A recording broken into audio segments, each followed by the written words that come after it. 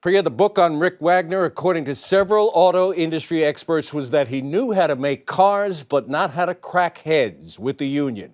One expert told me that Wagoner, as recently as January, did not agree that the UAW contract was too rich. And it appears that with this move, Obama is sending a message to the auto industry and the UAW. You want more taxpayer money? Dig deeper to cut costs. Look at the current predicaments of GM and Chrysler this way. Both companies are in a high-stakes poker game, and both are down to their final stack of chips. Borrowed chips, more than $17 billion worth of taxpayer money, handed over by the Bush administration in return for fundamental restructuring. General Motors and Chrysler were given temporary loans under the condition that they convert some of their debt to equity and reduce their labor costs.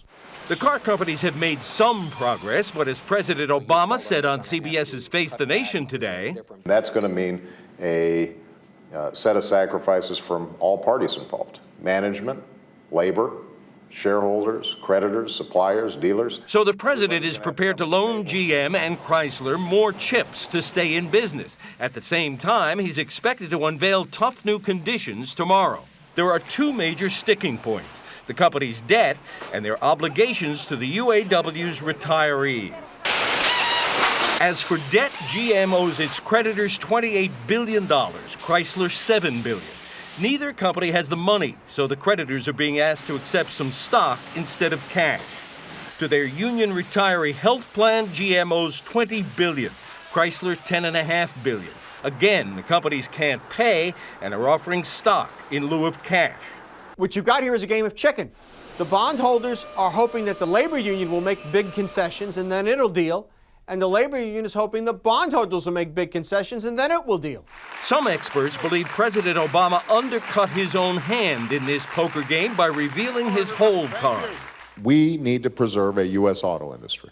Meaning he would not force the car companies into bankruptcy. UAW President Ron Gettelfinger is holding back in negotiations, and he's gambling that long-term President Obama will reconcile to having to subsidize the automobile industry long-term. The move to push Rick Wagoner out at GM raises many questions tonight, not the least of which is why.